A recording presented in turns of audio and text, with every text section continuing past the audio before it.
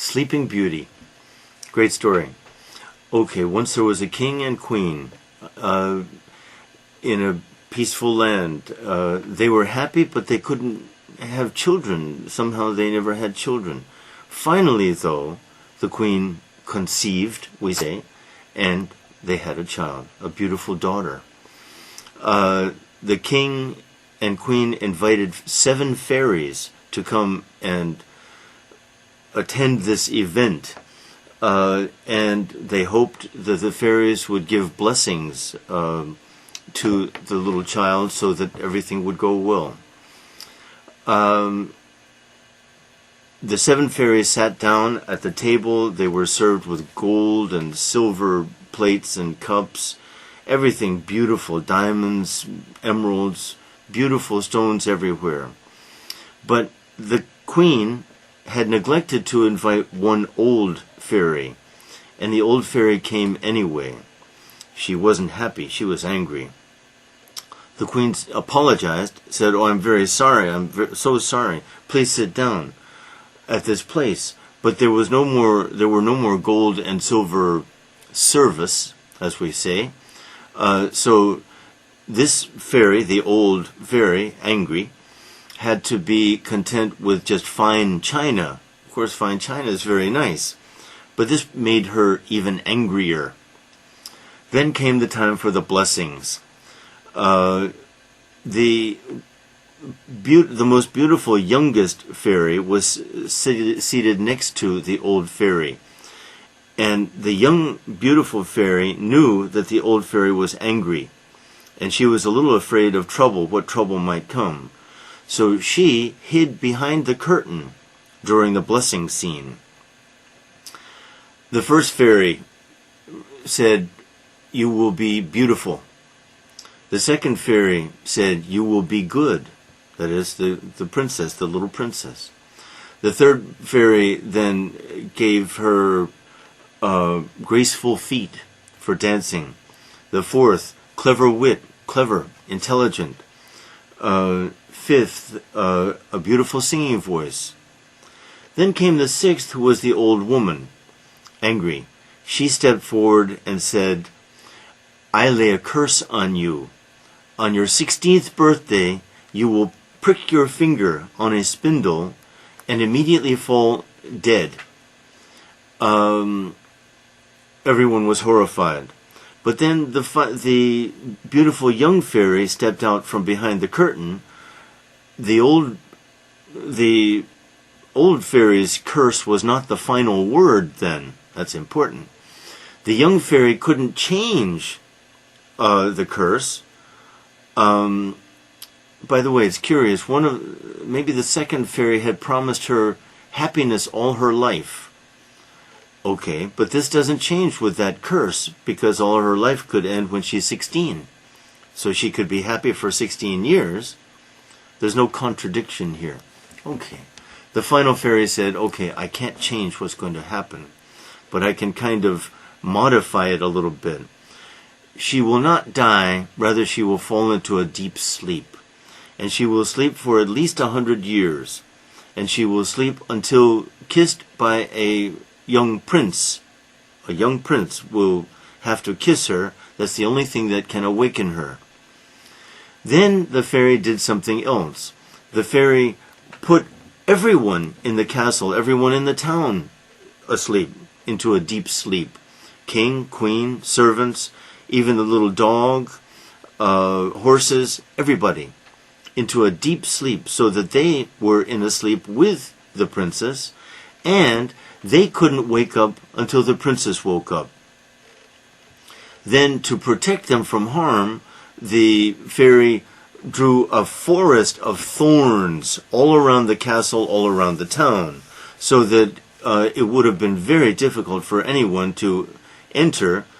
And so some years passed, and with the years, many people forgot even about the existence of this castle. 100 years passed, maybe. Along came a prince who was out hunting. He saw the strange tower of this castle rising above the forest of thorns, and decided he wanted an adventure. He wanted to see what was there. He started. An old man was nearby, other people too, and the prince said, "What is that castle in there?" The younger people didn't know, but the very old man told him the story of Sleeping Beauty. Well, the prince decided this was exactly what he wanted. He took out his sword and he was going to cut through the forest of thorns when suddenly it magically opened for him and led him on a path straight to the door of the castle. Wow. Now, he started looking through the castle and he found, of course, lots of people sleeping. Some people snoring. Some people sleeping even while they were standing. He looked everywhere until he finally found the princess. So, the princess lived for 16 years very happily. Happy every day, just like the fairy had assured her. Then on her 16th birthday, and also the king had already outlawed all spinning wheels, so that there were no spinning wheels in the whole land to try to avoid this curse. And this is the most interesting part of the story. On her 16th birthday, then, the princess was wandering around the castle. She went up to a room near the top of the castle and walked in a door. There was an old woman spinning on a wheel.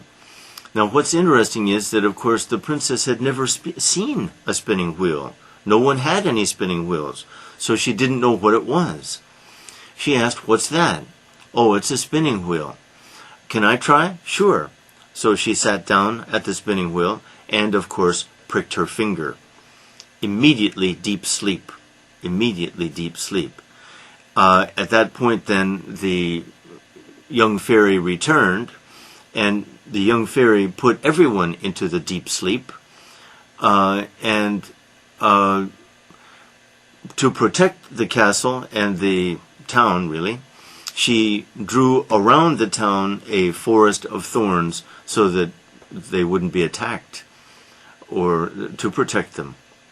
The years passed. 100 years, in fact, passed or so. A prince was riding out hunting one day and saw somehow the tower of the castle. Wanted to find out about this. What is this place? Couldn't approach it because of the thorns. Asked people, "What is this place?" Most people didn't know. But a very old man knew and told him the story of Sleeping Beauty. Now the prince decided, "I must go in there. I must see this Sleeping Beauty. I think I am the prince who is destined to be with her." So he took out his sword to cut through the forest of thorns, but suddenly it magically opened for him.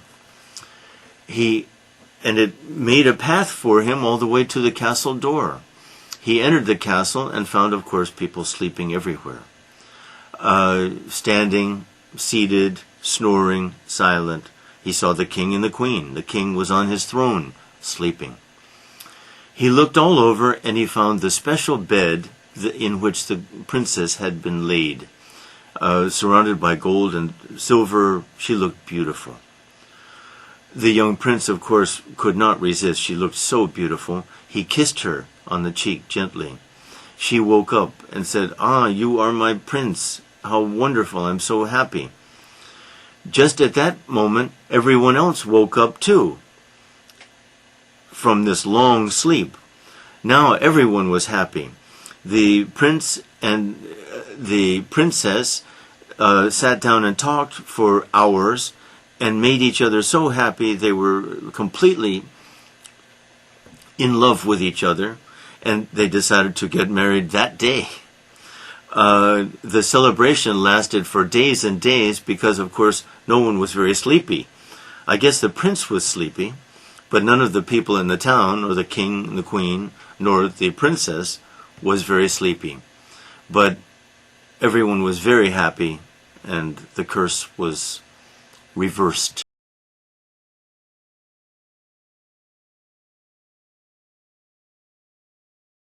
Sleeping Beauty. Number 1. Why were the king and queen unhappy at first? Number 2. To what did the king and queen invite 7 fairies to? Number 3. Why did the king and queen want fairies there? Number 4. Why was the old fairy angry? Number 5. What made the old fairy angrier? Number 6. Why did the young fairy hide behind a curtain? Number 7. How did the first 5 fairies bless the child? Number 8. What did the old fairy give the child? Number 9. How did the young fairy modify the curse? Number 10. Who told the prince the story of Sleeping Beauty? Number 11. How did the prince get to the door of the castle? Number 12. What had the king done after the old fairy cursed the princess? Number 13. Where did the princess go on her 16th birthday? Number 14. Why did the princess prick her finger on the spinning wheel? Number 15. What happened when the princess pricked her finger? Number 16. What did the prince find inside the castle? Number 17. What did the prince do when he saw Sleeping Beauty? Number 18. Why did the people celebrate for days?